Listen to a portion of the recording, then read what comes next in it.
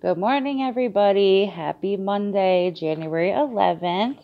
I'm here for our daily meditation, and I'm going to explain, I don't know if you could tell or not, but what the hell is all over my face.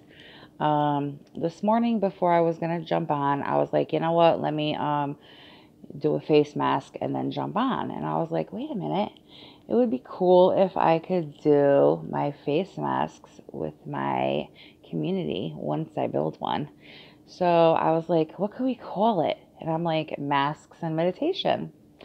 So I think I'm going to try to incorporate a mask every morning when I do my daily readings. So today I just started off with what I do every morning is wash my face with my Duval face spinner. I'll show you guys that on another video one day. But I switch the cleaner back and forth. I really like the morning, what is it called?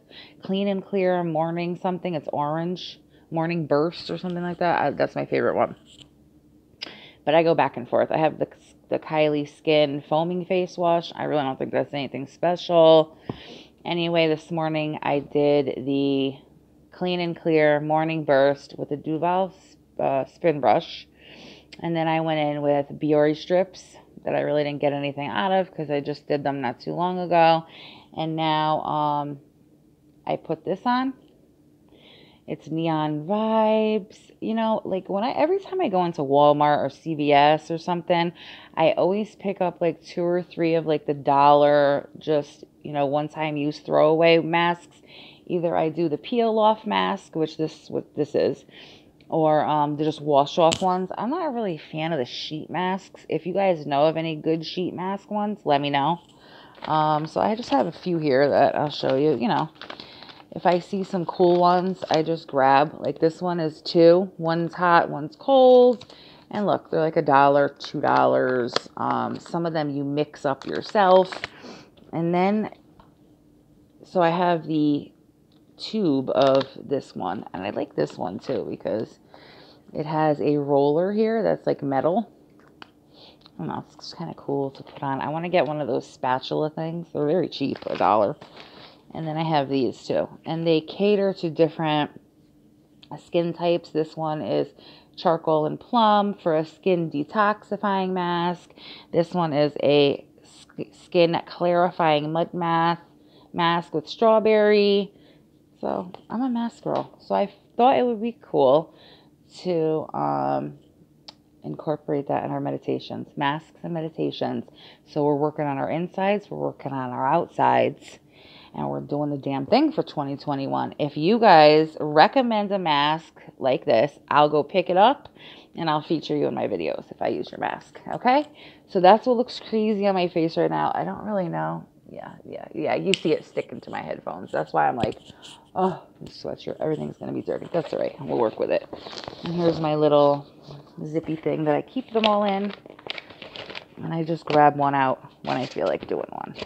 Okay, with that being said, let's jump over to our morning meditations. We're going to start with our Just for Today by Narcotics Anonymous. If you have this book, pull it out, read along with me. And today is January 11th, Faith. Some of us come into recovery very frightened and insecure. We feel weak and alone. We are uncertain of our direction and don't know where to go for answers. We are told that if we find some faith in a power greater than ourselves, we will find security and guidance. We want that feeling of safety and strength, but faith doesn't come overnight. It takes time and effort to grow. The seed is planted when we ask our higher power for help and then acknowledge the source of our help when it comes.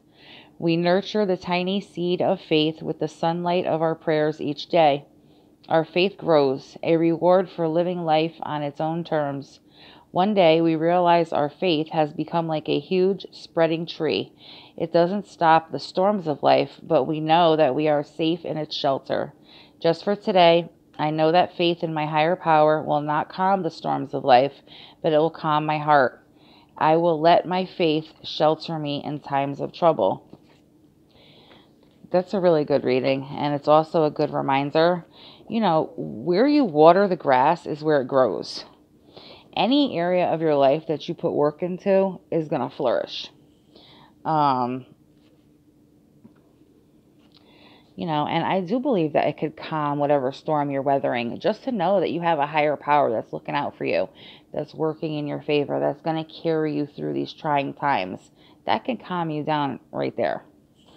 Now we're going to jump over to The Language of Letting Go by Melanie Beatty. And we're going to flip over to January 11th, Letting Go of Guilt. There's a good trick that people in dysfunctional relationships use.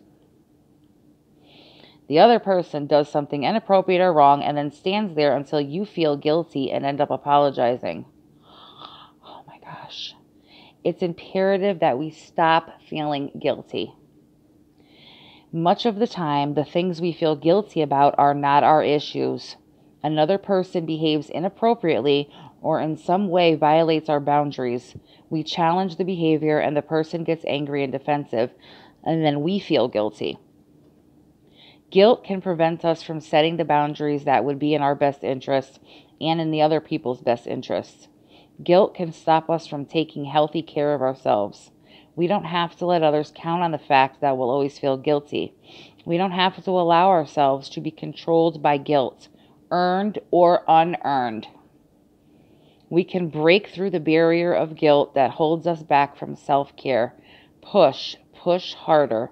We are not at fault, crazy, or wrong. We have a right to set boundaries and to insist on appropriate treatment.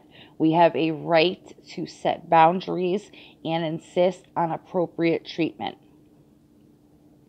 We can separate another's issues from our issues and let the person experience the consequences of their own behavior, including guilt. You notice I said her because I got a story coming. We can trust ourselves to know when our boundaries are being violated. Today, I will let go of my big and little guilty feelings. Light and love are on my side. Woo-wee! My God. Guilt. I think this is the most relatable reading ever. Guilt is the biggest. I'm sorry, I had a smoothie a little while ago and I have like berry seeds floating around. Anyway, guilt is the biggest party crasher, the biggest pull down. And the reason I said she is, and I spoke about her before, I'm not sure if you know, but about a year ago, 8 months ago, I got out of a 7-year relationship with a girl. And she is furious with me that I moved out of our together home to better my life and myself. She wanted to continue to use and didn't want to put in any effort to better anything, and I really did. I had a craving to better my life, and I wanted it so bad. I was so miserable, and she was still enjoying that life. So I made the decision, and I didn't make the decision to give up on our relationship, and I made that clear to her. I said, listen, I'm not leaving you, but I need to remove myself from this environment to better myself. I'll come here every weekend. We can hang out and have a clean, sober time, fun and a visit. But I don't want that as part of my life anymore. And I was really hoping that she would follow suit, but she didn't, sadly. But she tried every trick in the book as I was making plans to leave.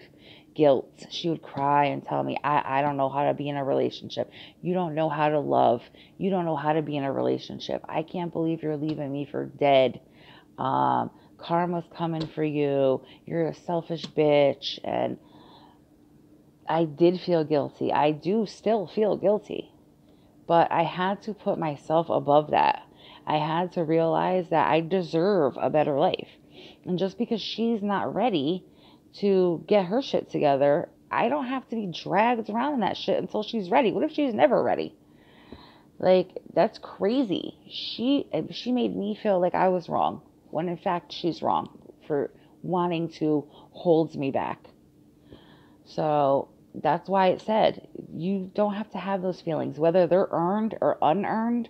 Don't ever feel guilty for bettering yourself or removing yourself from a toxic environment. Don't ever feel guilty for that. And that's what they do. They know what they're doing. It's a manipulation. They're trying to make you stay. So they're going to make you feel bad. They're going to make you feel like you're wrong. What about the times like people cheat on their significant other and then the significant other ends up apologizing for like finding out? Like, they know what they're doing. That's crazy. That's wrong. Don't fall for that. God, I wish I could print this friggin' reading out and put it on every billboard, on every street, in every state. How many lives that could change. I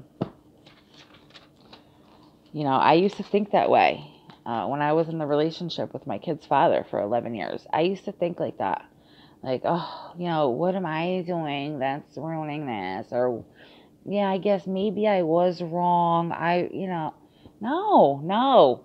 And then I started coming across readings like this and realizing that no, absolutely not. I'm not wrong for wanting better for myself. I'm not wrong. They're wrong for wanting to keep you in a toxic environment when you don't want to be. So that's my opinion today. I better jump off of this before I get too heated. I feel my mask hardening and I can't barely open my mouth anymore. So I'm going to jump off here. I'm going to wash this off and I will pin a comment letting you know what I think about it. It was supposed to be neon vibes. I really didn't see too much neon.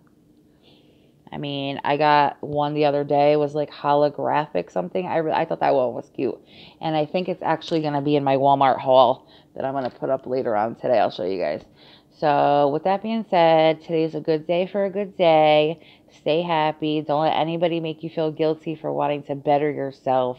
And I'll see you guys here tomorrow. Bye.